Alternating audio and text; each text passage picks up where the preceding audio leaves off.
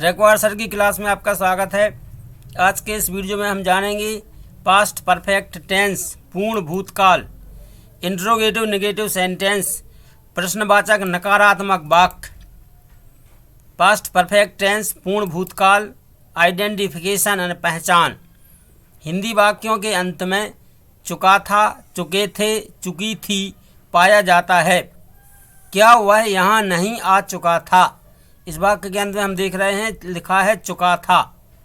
इसमें प्रश्न भी है और नहीं भी है, इसलिए ये इंट्रोगेटिव और नेगेटिव सेंटेंस है और पास्ट परफेक्ट टेंस का वाक्य है, क्योंकि इसके अंत में चुका था है। क्या वे पत्र नहीं लिख चुके थे? वाक्य के अंत में लिखा है चुके थे, प्रश्न पूछा गया है, नहीं है, इसलिए ये पास्ट परफेक्ट टेंस का इंट्रोगेटिव नेगेटिव सेंटेंस है। जब हमें मालूम चल गया है कि दिया गया सेंटेंस पास्ट परफेक्ट टेंस में है, तो उसको हम जब ट्रांसलेट करेंगे इंग्लिश में, तो उसके लिए हमें एक स्ट्रक्चर की ज़रूरत होगी। तो उस हम स्ट्रक्चर को देखते हैं। स्ट्रक्चर है पहले हेड, इसके बाद सब्जेक्ट, सब्जेक्ट के बाद नॉट, वर्ब का थर्ड फॉर्म, ऑब्जेक्ट और क्वेश्चन मार्क। जी इसका साधारण सा स्ट्रक्चर है। पहले हेड आ जाएगा, सब्जेक्ट आएगा, नॉट आ जाएगा, वर्ब का थर्ड फॉर्म और ऑब्जेक्ट। इससे ऊपर एक वाक्य दिया गया है, क्या वह यहाँ नहीं आ चुका था? अंत में चुका था है, इसलिए पास्ट परफेक्ट टेंस का वाक्य है। अब हम जब इसको इंग्लिश में ट्रांसलेट करेंगे तो हमें सब्जेक्ट, वर्ब और ऑब्जेक्ट की ज़रूरत होगी। पहले हम इस वाक्य में वर्ब को पहचानते हैं। वर्ब पहचानने के लिए क्या करते हैं, जो इसकी पहचान है चुका था, इसको अलग कर देते हैं। फिर हमें बच गया है आ, इसमें ना जोड़ दिया तो आना हो गया, आना होगी वर्ब। वर्ब का हमें चाहिए है तीसरा रूप, तो आना को कम बोलते हैं, कम का तीसरा रूप होगा कम, केम, कम। तो ये तीसरा रूप मिल गया हमें वर्ब का। अब वर्ब जैसी हमें मिलती है तो उसमें हमें सब्जेक्ट पता करना बड़ा आसानी से किया जा सकता है। सब्जेक्ट पता करने के लिए हमें जो वर्ब मिली है, वर्ब में हम कौन का प्रश्न करेंगे। तो हम प्रश्न किया कौन आ चुका था, उत्तर मिल गया हमें वह आ चुका था। तो जो वह है वह सब्जेक्ट है, वह को इंग्लिश में ही बोलते हैं। सब्जेक्ट हमें मिल गया है ही, वर्ब हमें तीसरा रूप मिल गया है कम। अब हमें ऑब्जेक्ट चाहिए, तो ऑब्जेक्ट के लिए जो वर्ब है उसमें हम प्रश्न करेंगे क्या का, क्या आ चुका था। तो इसका उत्तर नहीं मिला आने ऑब्जेक्ट नहीं दिया। ऑब्जेक्ट नहीं दिया तो हम समय का पता करेंगे, क्या समय दिया है, कब आ चुका था, इसका भी उत्तर नहीं दिया, अर्थात इसमें समय भी नहीं दिया। मैनर का पता कर लेते हैं, कैसे आ चुका था, इसका भी उत्तर नहीं है, यानी मैनर भी नहीं दिया। ऑब्जेक्ट नहीं दिया, समय नहीं दिया, मैनर नहीं दिया। तब हम पता करेंगे क्या स्थान दिया है। स्थान का पता करने के लिए हम वर्ब में कहाँ का प्रश्न करेंगे, कहाँ आ चुका था। इसका उत्तर हमें मिल गया है कि यहाँ आ चुका था। जो यहाँ माने हियर है वह स्थान है। तो इस वाक्य में हमें सब्जेक्ट दिया है, वर्ब दिया है और स्थान दिया है। अब हम इनको स्ट्रक्चर में रख देंगे। पहले हेड रखेंगे, फिर सब्जेक्ट रखेंगे, फिर नॉट रखेंगे, वर्ब का थर्ड फॉर्म और फिर ऑब्जेक्ट रख देंगे। तो हम रख देंगे क्रम से had he not come here.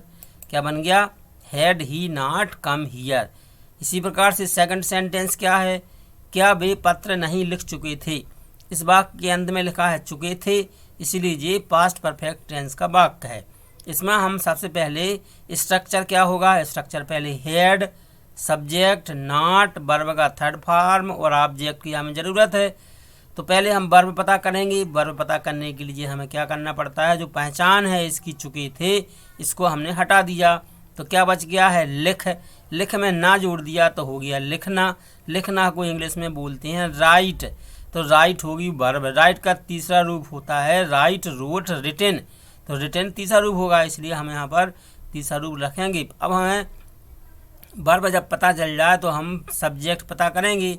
Subject पता करने के लिए हम वर्ब में कौन का प्रश्न करेंगे, कौन लिख चुके थे। उत्तर मिल गया हमें वे लिख चुके थे।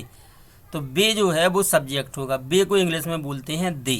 तो सब्जेक्ट मिल गया है हमें दे, वर्ब मिल गई हमें रिटन। तो अब इतना हम बना सकते हैं हैड दे नॉट रिटन। अब हमें चाहिए ऑब्जेक्ट। तो ऑब्जेक्ट पता करने के लिए हम जो वर्ब हमें मिली थी राइट, उसमें हम प्रश्न करेंगे क्या का, क्या लिख चुके थे। उत्तर मिल गया हमें पत्र। पत्र को इंग्लिश में लेटर बोलते हैं, ये लेटर है ऑब्जेक्ट। अब इनको हम स्ट्रक्चर के अनुसार रख देंगे। तो हो गया had they not written a letter. अब देखते हैं जो हेड शब्द है, हेड हेल्प एक हेल्प वर्ब है, वो सब सब्जेक्ट के साथ आएगी। I we you plural subject के साथ भी हेड आ जाएगा। He she it any name singular subject के साथ भी हेड आ जाएगा। अब हम कुछ और वाक्यों को समझते हैं और अच्छे से रिवीजन कर लेते हैं। तो पहला वाक्य है इसका, क्या वह पानी नहीं पी चुका था? Had he not drunk water? क्या वे शतरंज नहीं खेल चुके थे? Had they not played chess? क्या राम गीत नहीं गा चुका था? हैड राम नॉट संग आ सॉन्ग? क्या तुम आम नहीं खा चुके थे? Had you not eaten a mango?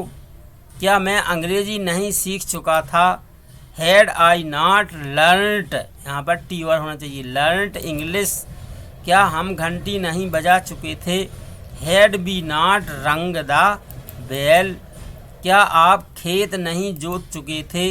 Had you not ploughed the field? क्या वे यहाँ नहीं आ चुके थे? Had they not come here? क्या मोहन रो नहीं चुका था? Had Mohan not cried? क्या मोहन और सोहन रो नहीं चुके थे? Had Mohan and Sohan not cried? क्या लड़का लिख नहीं चुका था? Had a boy not written? क्या लड़के लिख नहीं चुके थे? Had the boys not written? क्या वह आम नहीं खा चुका था? Had he not eaten a mango? क्या वह पाठ नहीं पढ़ चुकी थी? Had she not read a lesson? क्या कुत्ता दौड़ नहीं चुका था? Had a dog not run? क्या कुत्ते तेज नहीं दौड़ चुके थे? Had the dogs not run fast? क्या रेखा आ नहीं चुकी थी? Had Rekha not come? क्या हेमा और रेखा नाच नहीं चुकी थी? Had Hema and Rekha not danced? क्या लड़के नारे नहीं लगा चुके थे? Had the boys not shouted slogans? क्या आप कुर्सियाँ नहीं ला चुके थे? Had you not brought chairs? आप सबने वीडियो देखा। वीडियो देखने के लिए बहुत बहुत धन्यवाद।